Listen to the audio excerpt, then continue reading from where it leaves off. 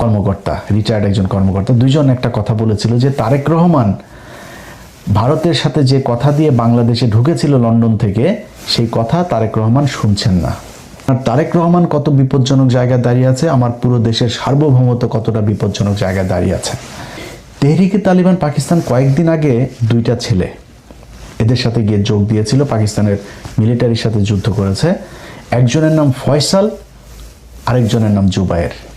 ফয়সাল এবং জুবায়ের দুইজনই বাংলাদেশি নাগরিক, কিন্তু পরে জানা গেল দুইজনই হিন্দু মুসলমান নাম দিয়ে তারপরে তারা সেখানে গিয়ে এদের সাথে যুক্ত হয়েছে। বিমান বাহিনীর ভেতরে কিছু একটা হচ্ছে, তারপরে সর্বোচ্চ সতর্কতা জারি করা হয়েছে। আসসালামু আলাইকুম। আপনারা একটা রক্তক্ষয়ী সংঘর্ষ, একজন রাক্ষসের মুখ থেকে এই দেশটাকে 1400 মানুষ জীবন দিয়ে বাঁচিয়ে দিয়ে গিয়েছে, সেখান থেকে 2 বছর দূরত্বেও নাই, 2 বছরেরও কম সময় হয়েছে। সেখানে দাঁড়িয়ে আপনারা যেটা করছেন, আপনারা এখন গুপ্ত সুপ্ত নিয়ে নিজেদের ভেতরে কামড়াকামড়ি করছেন, লুটপাট, তারপরে নিজেদের ভেতরে মারামারি যা আছে, বিএনপির ভেতরে বিএনপির জামাতের সাথে নানান ধরনের দ্বন্দ্ব এখন চলছে। অথচ কয়দিন আগে আপনারা একসাথে মার খেয়েছেন, একসাথে গুম হয়েছেন, একসাথে রিমান্ডে গিয়েছেন, একসাথে জেলখানায় থেকেছেন, একসাথে মশারি নিয়ে ধান খেতে ঘুমিয়েছেন, আপনারা সেটা ভুলে গিয়েছেন। অথচ আমরা যে কত ভয়ঙ্কর একটা পরিস্থিতির ভেতরে, কত বিপজ্জনক জায়গার ভেতরে এই দেশটা দাঁড়িয়ে আছে, এটা আপনাদেরকে অনুমান করার, বিবেক বুদ্ধি দিয়ে চিন্তা করার সেই শক্তি বোধহয় আল্লাহ আপনাদের দেয় নাই। এখনো ঘাড়ের উপরে নিঃশ্বাস ফেলছে সেই রাক্ষস। 2 দিন পরপরই বলে আসতেছি, খেয়ে ফেলবো, লিস্টিং করছি, কারা কারা করেছে। একজনও বাঁচতে পারবেন। আমি আজকে একজনের বিরুদ্ধে, আপনি আর আমার বিরুদ্ধে যেই কয়জন আছে, যারা এনসিপি বলেন, জামাত বলেন, বিএনপি বলেন, যারা পুলিশে এখন বিভিন্ন বড় বড় পদে এসে, কেউ কি বেঁচে আসতে পারবে এখান থেকে? যদি আওয়ামী লীগ আবার ইন্ডিয়ার সহায়তায় যদি বাংলাদেশে ঢোকে, আপনার মনে হয় একজন বাঁচতে পারবেন? আগে তো নিজের জীবন বাঁচাবেন, এরপরে লুটপাট করেন, গুপ্ত সুপ্ত বালছাল নিয়ে মারামারি করেন, যেটা পরে করেন। আগে দেশের স্বাধীনতাটা, সার্বভৌমত্বটাকে তো আগে ঠিক করে নেবেন, মেরামত করে, যে আমি এখন সিকিউর, এরপরে আপনি কামড়াকামড়ি করেন, খাওয়া দাওয়া করেন।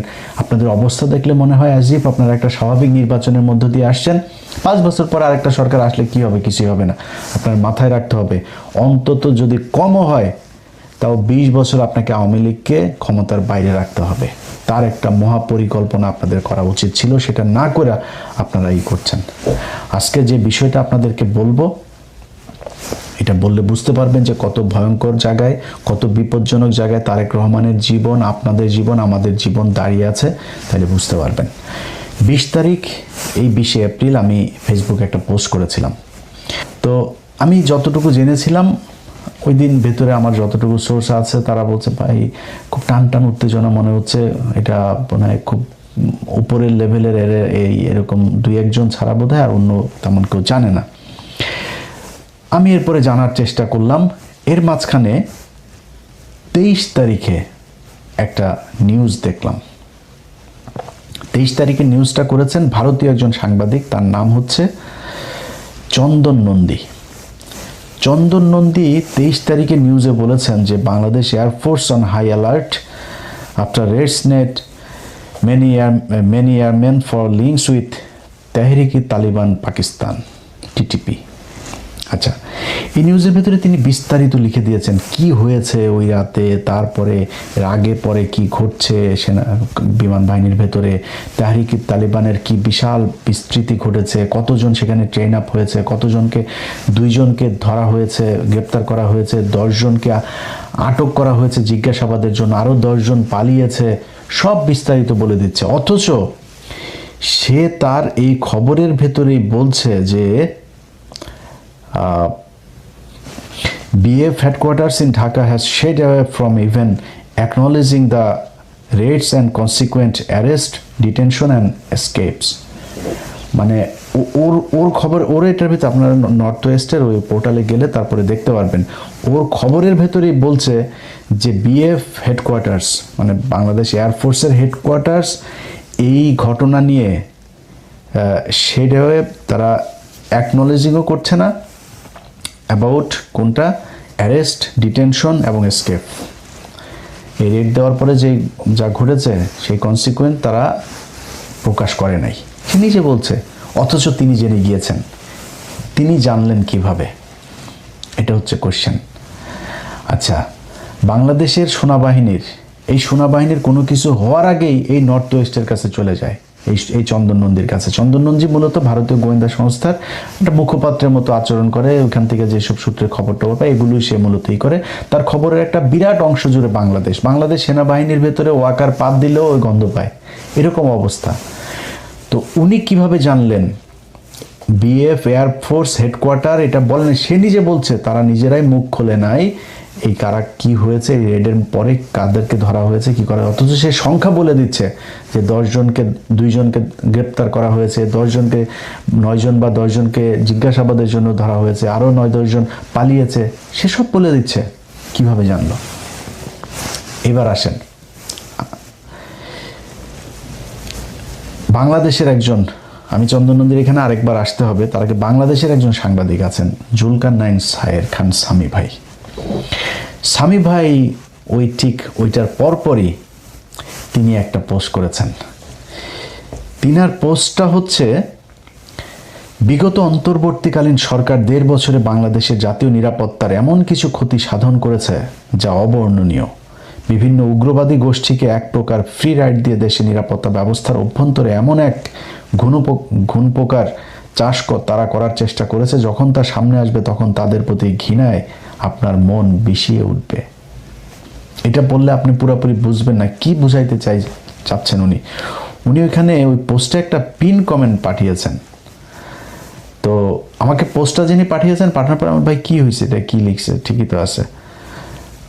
পরে উনি আমার একটা পোস্টে পিন কমেন্ট করেছে, সেই কমেন্টটা আমার পাঠাইলো। সেখানে লিখেছেন, আপাতত এতটুকুই জানতে পারি যে অনতিবিলম্বে পাকিস্তানের সাথে সরাসরি বিমান চলাচল কিছুদিনের জন্য হলেও স্থগিত করা অতীব জরুরি।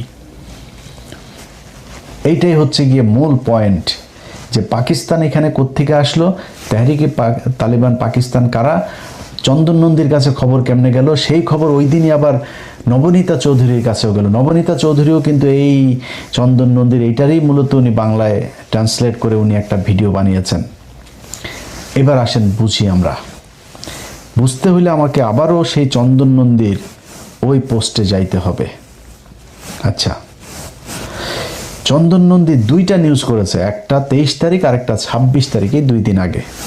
আচ্ছা, তিনি একটা কথা বলেছেন যে the information related to the TTP মানে ওই তেহরিক তালিবান পাকিস্তান, যেটা network among BF personally spread after Pakistani authorities informed Bangladeshi officials.